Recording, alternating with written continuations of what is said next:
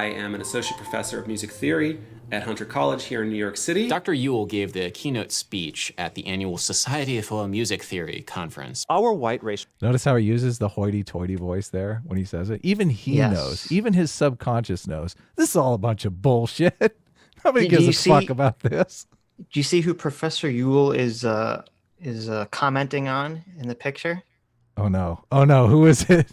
It's Eduardo Bonilla Silva. Those of you that have been with us for a long time knows that I have a big bone to pick with this man in regards to the power plus privilege. This is the guy. P equals R. This is the guy pushing the power plus privilege equals racism meme in academia more than anyone else currently. That's the guy that Professor Ewell is drawing all his ideas from. Oh, really? His ideas, huh? Doesn't come... I like people that come up with their own ideas. That's just me. Racial frame believes that the music and music theories of white persons represent the best framework for music theory. It's part of everything that we do, white racial framing in music. All of the materials that we use in our music theory classes, for sure, are so deeply indebted to whiteness. In his paper... See, this is so fucking racist, dude. This is so racist. Like, I was under the impression music didn't have a color. Like, call me crazy. Oh, okay. Okay, yeah. If a white man plays music in a forest, is he still racist? Evidently, according to 18th century music, hocus pocus. But see, here's what's interesting. So he poses this concept of the white racial framing, this white racial theory of music. Okay. He never, ever in this video backs up the claim that having classical music theory be about white composers who created classical music in the 1800s, 1700s, obviously. He never actually has any proof to that claim that is making people racist or promoting a white racial theory in America. It's just the central claim to this video is just said and never backed up. Right. Whatsoever. Probably if you asked people on the street, they wouldn't even know the race of these composers. Like if you asked them, well, they wouldn't even know the composers. So. Yeah, exactly. Exactly. So if you did a man on the street thing and said, did you know Mozart was actually African-American? They would say, oh, really? I didn't know that. That's cool. That's great. Like we could literally change his race and probably get away with it. Mm-hmm. That's very true. The white racial frame of music theory, Dr. Ewell says that music theory can be seen as a racial ideology in which the views and ideas of white persons are held to be more significant than the views and ideas of non-whites. Woo, okay. I know. Got to pause for that. Let that sink in. So that claim, that's the central claim of the video, is never backed up with any sort of evidence whatsoever. It's just stated as a fact. Just accept it. Yeah. To be more significant than the views and ideas of non-whites. Woo, okay. Racial ideology. Don't you think every single person thinks that their personal views are more significant than other people's views? Just simply by the fact that they're their fucking views? Yes. Well, I know when I was talking to Kathon about this video, he was telling me that like when he was in school, everyone thought that their own genre of music was like the best music and all of the music was fake. Yes, of course. Yes. And I understand that's actually a lot of problems that people who they come into music school, played music their whole life, they come to music school in college and they realize that if you studied classical music in college and you come in and you're like, I want to learn jazz. All the classical kids are like, jazz is not music at all. It's terrible. It's garbage. Get it out of here. Classical is the only way to go. But then when you go hang out with jazz kids, they're like, oh my God, classical music is just garbage. Do you want to go to a concert and just fall asleep? What's wrong with you? And then you're like, yeah, but you listen to pop music and they go, pop music is garbage. What are you talking about? Jazz is the only way to go. And, it's very elitist, but it's elitist based on genre. Yeah, based on your taste, not your skin color. Yeah. Imagine pinning that to your taste to your skin color. Like the only reason you like this Oh, music is because you're white. Oh my What? gosh. It like hurts me to hear that. Because I'm like, he's kind of got somewhat of a point that the people are usually pretty elitist in college based on their genre. But then it's like kind of twisted to be because of the race of the composers. Right. And I mean, I'm like, what? That's such when a you were doing racist the jazz take. stuff, were all the jazz kids black? And you were like, No, not at all. okay. Oh my gosh. I mean, it's crazy. You're going to go to a college and you're going to go see the jazz band. You're going to go, wait, why aren't they all black? Because they're not. Right. It, And were all the classical music kids white? no, they were not all white. You can't look at them and say, yeah, there's too many whites here studying classical music. Got to get them out. Exactly. But they were all It's racist, not what it right? was.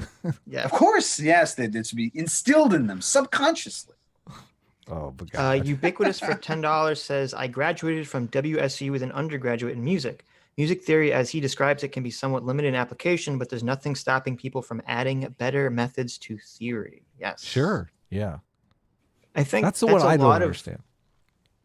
Like if they What are you want to saying? change the syllabus, Right. they want to add stuff to the syllabus, fine. But why do they continually make this argument that it's not only that we're missing some things from the syllabus, it's that we're goddamn racist because of the white people on the syllabus. Exactly. Well, Yeah. maybe it's cynical. Maybe it's, every music, I'm sure every music professor or every music theorist, they want whatever music they think is the best. They want that to be taught.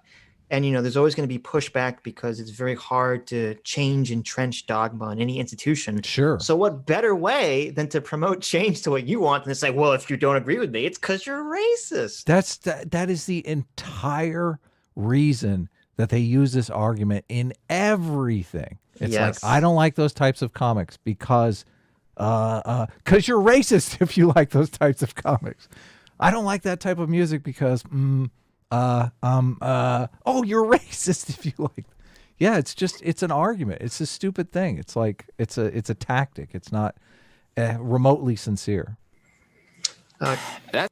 Caleb Black for $2 says, when I'm not animating for work, I write and play in a band, which I will graciously not plug. Honestly, I don't get what Neely means here. We study the classical composers because they're the foundation on which others built, and I'm a huge jazz fan. Yes.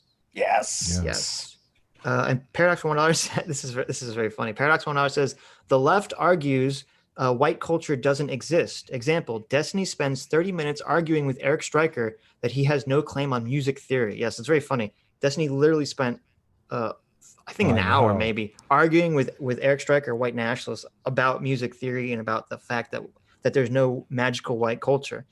But then also the left turns around and says music theory is invented by whites and a white German supremacist. So they've taken, it's weird because Adam Neely and Professor Ewell seem to have taken the white nationalist argument and gone with it.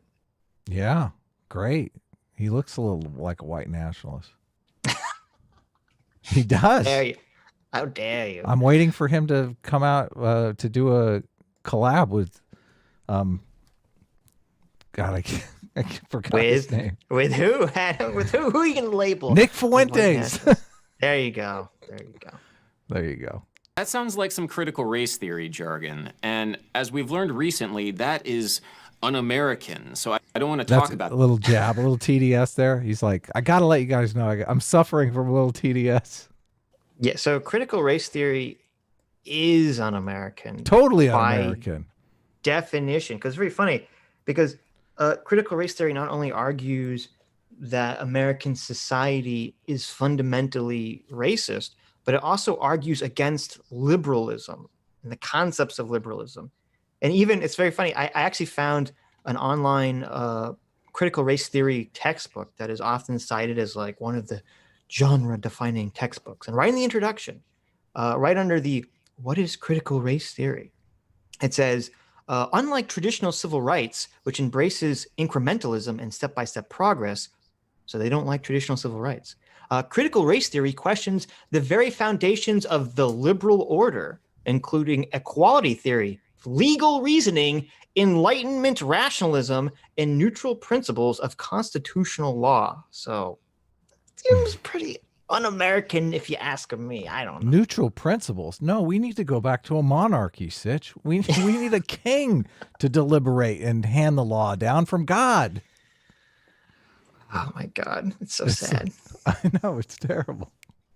Hold on, we got to dig in a little bit here because he just the comment for those of you who don't know is a dig at Donald Trump because Donald Trump made critical race theory illegal recently in government institutions. The teaching of critical race theory or anything related to critical race theory in government institutions. So when he makes this little quip about how critical race theory is un-American, it's a jab at Donald Trump. He doesn't really elucidate on it. But well, when you say teaching in government institutions, what they mean is like, if there's a federal institution that has some sort of, anti-racism training or some sort of something like that, some sort of equality training programs that people have to go to, they can't be using critical race theory ideas. Aren't they all based on critical race theory ideas? Isn't this basically just going to take the... Well, they don't have to be, and they weren't. I mean, because obviously there was, equality training and racial training before critical race theory became a thing. Okay. Yeah, maybe. So yeah, like like the big thing that they hate, the big thing that critical race theory hates is colorblind. Yeah. The idea to be colorblind. They say that's a dangerous idea, and that's racist. Being colorblind just perpetuates racism, according to them. So no, you can definitely teach those kinds of classes, but you may be right in terms of that today. Most of those programs probably do draw heavily from critical race theory because that seems to be popular among the circuit, unfortunately. 20 years ago, all these programs were teaching color blindness. That's what a lot of people are offended by because you and I grew up with the color blind model. We aren't going to see color. We don't need to see color. We're all Americans. Now, all of a sudden, that's racist, and a lot of people are super chapped about that, myself included.